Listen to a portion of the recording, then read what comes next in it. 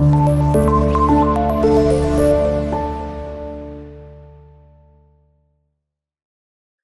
वालेकुम class, this is me Ghulam Nabi, your biology teacher. Okay dear class, आज जो topic start करने जा रहे हैं चैप्टर नंबर 4 बायोमोलिक्यूल्स। उसके अंदर डियर स्टूडेंट्स हम आर्टिकल 4.4 डिस्कस कर रहे थे, that is importance of water. तो उसके अंदर हम लोगों ने उसकी पहली इंपॉर्टेंस को स्टडी कर लिया था प्रीवियस लेक्चर में, दैट वाज सॉल्वेंट प्रॉपर्टीज। तो आज हम उसकी सेकंड प्रॉपर्टी देखेंगे, दैट इज हाइड्रोफोबिक एक्सक्लूजन। ठीक है डियर स्टूडेंट्स, अब जो वर्ड हाइड्रो है ये हमने पहले भी डिस्कस किया था, इसका मतलब क्या होता है water, and the word phobic इसका मतलब है या तो रिपेलेंट या तो हीटिंग। तो ये ऐसी इंटरेक्शंस होंगी जो वाटर हीटिंग होगी, जो वाटर को अपने आप से रिपेल करेंगी, दूर करेंगी। तो इस तरह की एक्सक्लूजन को हाइड्रोफोबिक एक्सक्लूजन्स बोलते हैं। डियर स्टूडेंट्स, पॉइंट को ये डिस्कस करता है कि जो नॉन पोलर या उन्हीं को अनचार्ज मॉलिक्यूल कहते हैं जिन पे चार्जेस मौजूद नहीं होते, तो वो क्या होते हैं आर इनसोल्युबल इन वाटर। इस तरह के जो मॉलिक्यूल्स हैं वो वाटर के अंदर सोल्युबल नहीं हो सकते। उसकी रीजन ये है कि जो चार्जेस मॉलिक्यूल या पोलर मॉलिक्यूल्स होंगे उन पे पॉजिटिव और नेगेटिव चार्ज होगा, जो ऑपोजिट वाटर के पॉजिटिव और नेगेटिव चार्जेस के साथ अट्रैक्ट कर जाते हैं, जो कि इनमें नहीं होते। ठीक है, तो वो ये बात करता है कि नॉन पोलर और अनचार्ज मॉलिक्यूल जो होते हैं वो इनसोल्युबल होते हैं पानी में, क्योंकि ये पानी के साथ हाइड्रोजन बॉन्ड्स नहीं बनाते। ठीक है, ये पहला पॉइंट डिस्कस कर लिया हमने। फिर वो ये बात करता है कि इस तरह के मॉलिक्यूल्स को जब हम पानी में प्लेस करते हैं, when place in water, water molecules are move out of them, तो पानी के जो मॉलिक्यूल्स हैं वो इनसे बाहर आ जाते हैं। एग्जाम्पल हम इस तरह से लेते हैं कि अगर हम ऑयल लें, किसी भी टाइप का ऑयल लें, उसको पानी में डिसॉल्व करने की कोशिश करें तो वो जो ऑयल है वो पानी के ऊपर आ जाता है। ठीक हो गया, और होता क्या है पानी उससे सेपरेट रहता है। अगर हम उसको मिक्स भी करने की कोशिश करें तो हम ये देखते हैं कि वो ऑयल आपस में एक दूसरे के साथ जुड़ जाता है, लेकिन पानी से वो क्या रहता है, सेपरेट रहता है। ठीक है, तो वो कहता है कि जब इस तरह की चीज को पानी के अंदर या वाटर के अंदर सोल्व जो है प्लेस करेंगे तो वाटर मॉलिक्यूल्स इनसे मूव आउट, बाहर की तरफ आ जाते हैं। This insoluble molecules make hydrophobic associations. ठीक है, ये कौन सी एसोसिएशंस बनाते हैं, हाइड्रोफोबिक एसोसिएशन, किसके साथ, वाटर के साथ। ठीक है, और डियर स्टूडेंट्स, क्योंकि हाइड्रोफोबिक एसोसिएशन का नाम मतलब ही क्या है, वाटर हीटिंग या वाटर रिपेलेंट। स्टूडेंट, अगर हम इसकी एग्जांपल की बात करें तो इसकी एग्जांपल में वो ये बात करता है कि लिपिड के मॉलिक्यूल्स पानी के अंदर सोल्युबल नहीं होते। ठीक हो गया, उसके बाद लिपिड्स से मुराद वही है कोई भी ऑयली सब्सटेंस होगा जिसमें फैट्स होंगे और ग्लिसरॉल होगा, वो पानी के अंदर सोल्युबल नहीं हो सकता। वो ये बात कर रहा है when they are excluded from water they make strong association. हाँ, ये पॉइंट अभी मैंने बताया था कि अगर आप उसको मिक्स भी कर दें तो वो पानी के साथ जो है पानी से एक्सक्लूड हो जाता है, अलग हो जाता है, और आपस में एक दूसरे के साथ स्ट्रॉन्ग एसोसिएशन बना लेते हैं, लेकिन पानी के साथ वो हाइड्रोजन बॉन्ड बना नहीं सकते और बनाते भी नहीं है। इस वजह से वो पानी में सोल्युबल नहीं होते। Therefore lipids helps to maintain membrane of cells. ठीक है, ये बहुत इंपॉर्टेंट पॉइंट है। वो कहता है कि हम देखें, जैसे कि हमें पता है कि हमारे बॉडी के अंदर जो सेल्स होते हैं वो तकरीबन 80% उसमें क्या होता है, पानी होता है। तो अगर सेल मेम्ब्रेन भी वाटर डिसॉल्विंग हो तो ये इजीली सेल के अंदर ही डिसॉल्व हो जाएगी। तो इस वजह से होता ये है कि लिपिड के मॉलिक्यूल्स तो पानी में डिसॉल्व नहीं हो सकते, तो इस वजह से ये सेल की जो मेम्ब्रेन्स हैं उनको क्या करते हैं, मेंटेन करते हैं, और वो पानी से अलग रखते हैं, वो पानी में डिसॉल्व नहीं होती। तो स्टूडेंट्स, ये था जी आपके पास हाइड्रोफोबिक एक्सक्लूजन, ये सेकंड प्रॉपर्टी थी। थर्ड प्रॉपर्टी है हीट कैपेसिटी। ठीक है, बहुत इंपॉर्टेंट है, डेफिनेशन इसकी बहुत इंपॉर्टेंट है। वो ये बात करता है कि specific heat capacity is defined. अगर हमने स्पेसिफिक हीट कैपेसिटी को डिफाइन करना है तो हम इसको किस तरह से डिफाइन कर सकते हैं, it is defined as the number of calories amount of heat. ठीक है, क्या आपको पता है कि हीट का जो यूनिट है वो कैलोरीज में हम लोग लेते हैं, तो कितनी नंबर ऑफ कैलोरीज या कितनी अमाउंट ऑफ हीट चाहिए। ठीक है, रिक्वायर्ड का मतलब चाहिए, किस काम के लिए, to raise the temperature of 1 gram of a substance, कि वाटर का टेम्परेचर सिर्फ और सिर्फ कितने इंक्रीज करना है, टेम्परेचर इंक्रीज करना है 1 gram of a substance from 15 to 16, just 1 degree Celsius increase किया। अब दोबारा से ये डेफिनेशन को समझे, हमारे पास एक सब्सटेंस है वो कोई भी सब्सटेंस हो सकता है, ठीक हो गया। अब वो ये बात करता है कि वो हमने एक 1 ग्राम सब्सटेंस लिया, लेट्स सपोज वो वाटर ही हम लोगों ने ले लिया, तो वो कहता क्या है कि वो 1 ग्राम सब्सटेंस का टेम्परेचर अगर 15 डिग्री सेंटीग्रेड है या सेल्सियस है, इसको अगर 16 डिग्री सेल्सियस करना है, सिर्फ 1 डिग्री सेल्सियस टेम्परेचर का इंक्रीज उसके अंदर लेकर आना है, तो जो नंबर ऑफ कैलोरीज या जो अमाउंट लगेगी इस टेम्परेचर को इंक्रीज करवाने में, सिर्फ 1 डिग्री, ठीक है, और कितने ग्राम सब्सटेंस को, 1 ग्राम, तो इसको हम लोग बोलेंगे specific heat capacity. Okay dear students, hope so आपको लेक्चर और डेफिनेशन क्लियर हो गई हो। डियर स्टूडेंट, नेक्स्ट पॉइंट वो ये बात करता है water has high specific heat. Water की जो स्पेसिफिक हीट कैपेसिटी है वो बहुत ज्यादा हाई होती है, ठीक है, कि वाटर के टेम्परेचर को इंक्रीज करवाने के लिए हीट जो है ये नंबर ऑफ कैलोरीज बहुत ज्यादा चाहिए। जैसे कि वाटर की स्पेसिफिक हीट कैपेसिटी होती है 4.184 जूल्स, ठीक हो गया, इतनी हीट चाहिए वाटर का टेम्परेचर 1 ग्राम इंक्रीज करने के लिए 15 डिग्री से 16, उसने एग्जांपल के तौर पे कोट की है। इसका मतलब है water has great ability to absorb and release heat. Water के अंदर ये बहुत ज्यादा सलाहियत होती है कि वो ज्यादा से ज्यादा हीट को एब्सॉर्ब भी कर सकता है और रिलीज भी कर सकता है without minimal change in its own temperature. उसके अपने टेम्परेचर में चेंज तो आएगा बट वो चेंज बहुत ज्यादा मिनिमल होगा, ठीक हो गया। जैसे सिर्फ 1 डिग्री सेंटीग्रेड यहां पे टेम्परेचर के अंदर चेंज आया था। सो नेक्स्ट पॉइंट ये कहता है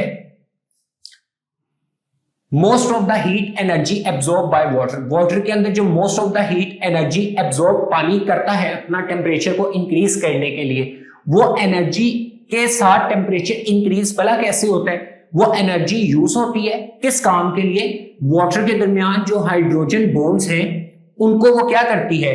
ब्रेक करती है, ठीक हो गया। जब हाइड्रोजन बॉन्ड्स अलग हो जाएंगे तो उनके दरमियान एटम सेपरेट हो जाएंगे, जिस वजह से वाटर का टेम्परेचर क्या कर जाएगा? इंक्रीज। तो वो जो एनर्जी एब्सॉर्ब करता है टेम्परेचर को रेस करने के लिए, वो पहले सबसे पहले पानी के अंदर जो हाइड्रोजन बॉन्ड्स है, जो हाइड्रोजन और ऑक्सीजन के दरमियान में बने हुए, उसको तोड़ती है। अब नेक्स्ट पॉइंट कहता है कि इस ब्रेकेज की वजह से, due to this breakage of hydrogen bonds, individual water molecule start moving freely at temperature of water rises. तो वही बात हुई कि जैसे ही ये जैसे H2O है, ठीक हो गया, ये टूटेगा हाइड्रोजन प्लस OH नेगेटिव, ठीक हो गया। तो अब वो ये बात करता है कि जब ये बॉन्ड्स टूटते हैं तो वाटर के ये जो इंडिविजुअल मॉलिक्यूल्स हैं ये तेजी के साथ फ्रीली मूव करना स्टार्ट हो जाते हैं, और इनके फ्रीली मूव करने की वजह से टेम्परेचर होता है जो वाटर का वो राइज कर जाता है। आगे स्टूडेंट नेक्स्ट पॉइंट है due to this specific heat capacity water heats up more slowly. इतनी ज्यादा स्पेसिफिक हीट कैपेसिटी होने की वजह से, क्योंकि ज्यादा हीट को एब्सॉर्ब करना है, तो वो कहते हैं कि वाटर ज्यादा से ज्यादा हीट को एब्सॉर्ब कर सकता है, ठीक है। इसी वजह से वाटर का जो टेम्परेचर है वो बहुत आहिस्ता आहिस्ता क्या करता है? बढ़ता है, या वाटर जो है वो हीट अप बहुत स्लोली होता है, ठीक है। जैसे आप देख सकते हैं कि गर्मियों के अंदर अगर हम एग्जाम्पल ले लें कि हम कोई नदी नाले हैं या दरिया है, इनका पानी अगर इसमें हाथ लगाएं तो पानी तो इसका ठंडा होता है, हालांकि बाहर तो टेम्परेचर बहुत ज्यादा होता है। इसका मतलब ये है कि वाटर जो है वो मैक्सिमम हीट को अपने अंदर क्या कर रहा है? एब्सॉर्ब करता जा रहा है, और उसका अपना टेम्परेचर अगर चेंज हो भी रहा है तो वो मिनिमल लेवल के ऊपर ही चेंज हो रहा है, एक्सट्रीम चेंजेस उसके टेम्परेचर में नहीं आ रहे। सो नेक्स्ट पॉइंट ये है similarly when it is given a cooler environment, ठीक हो गया, इट रिटेन्स या होल्ड इट्स टेम्परेचर लॉन्गर। जैसे ही वाटर को टेम्परेचर उसका कम किया जाता है या किसी ऐसे इन्वायरमेंट में रखा जाता है जहां पे टेम्परेचर कम होता है, कूलर इन्वायरमेंट है, तो वो कहते हैं कि पानी जो है वो इस कूलर इन्वायरमेंट के अंदर लंबे अरसे तक, ठीक हो गया, अपने आप को क्या करवा के रखता है? होल्ड करवा के रखता है उस टेम्परेचर को। मतलब ठंडी जगह पे रख दिया तो फिर गर्म नहीं होगा, ठीक है, लंबे टाइम तक पानी का टेम्परेचर वहां पर होल्ड ऑन रहेगा, ठीक है। अब स्टूडेंट नेक्स्ट है वाटर जो है वो टेम्परेचर स्टेबलाइजर के तौर पे काम करता है। जैसे हमारे फ्रिजेस के ऊपर वोल्टेज वाले स्टेबलाइजर्स लगे होते हैं जो इलेक्ट्रिसिटी कम या ज्यादा होने के ऊपर जो वोल्टेज है उनको मेंटेन रखते हैं। तो इसी तरह टेम्परेचर अगर चेंज हो तो पानी अपने आप को चेंज मिनिमम से मिनिमम अपने टेम्परेचर को चेंज करता है, टेम्परेचर स्टेबलाइजर के तौर पे काम करता है। Not only for organisms internal environment, सिर्फ और सिर्फ हमारी बॉडी में तो पानी है, हमारी बॉडी का तो इंटरनल टेम्परेचर वाटर ने मेंटेन किया हुआ है। वो कहता है खाली इंटरनल इन्वायरमेंट ऑर्गेनिजम्स का नहीं, बल्कि एक्सटर्नल इन्वायरमेंट जो हमारे से बाहर वाला भी इन्वायरमेंट है, वहां पर भी जो पानी है वो टेम्परेचर को मेंटेन करने के काम आते हैं। स्टूडेंट, ये था हमारे पास heat capacity of water. The next property of water is the heat of vaporisation. Heat of vaporisation, vaporisation एक ऐसा प्रोसेस होता है जिसके अंदर लिक्विड कन्वर्ट होता है किसके अंदर, गैस के अंदर। ठीक है, तो जो अब टॉपिक बन रहा है यहाँ पर, जो टर्म बन रही है वो यही है कि जो अमाउंट ऑफ एनर्जी लगेगी लिक्विड को सॉलिड में कन्वर्ट करवाने में, उसको बोलेंगे हीट ऑफ वेपराइजेशन। तो ये क्या है, it is the amount of heat. ठीक है, ये अमाउंट ऑफ हीट है जो कि रिक्वायर्ड चाहिए होती है टू चेंज, बदलने के लिए। क्या चीज बदलने के लिए, लिक्विड इनटू गैस। कोई भी लिक्विड है जैसे पानी है, इसको वेपर से गैस की फॉर्म में कन्वर्ट करने के लिए जो हीट चाहिए होती है उसको आप बोलते हैं हीट ऑफ वेपराइजेशन। वो कहता है वाटर की हीट ऑफ वेपराइजेशन बहुत ज्यादा होती है। ठीक हो गया, कैसे, so it absorbs much heat. वो ज्यादा से ज्यादा हीट को क्या करता है, एब्जॉर्ब करता है from change into from liquid to gas, पानी से या लिक्विड फॉर्म से गैस फॉर्म में कन्वर्ट होने के लिए। अब डियर स्टूडेंट्स, वो कहता है कि वाटर की जो स्पेसिफिक हीट ऑफ वेपराइजेशन है वो होती है 574 किलो कैलोरी पर किलोग्राम। इसका मतलब क्या है कि 574 किलो कैलोरीज चाहिए 1 किलोग्राम वाटर को कन्वर्ट करने के लिए from liquid to gas state. इतनी एनर्जी या इतनी हीट चाहिए, which means considerable heat energy 574 kilo calories required to change 1 kilogram of water into its vapor form। ठीक है, तो ये हो गई इसकी हीट ऑफ वेपराइजेशन।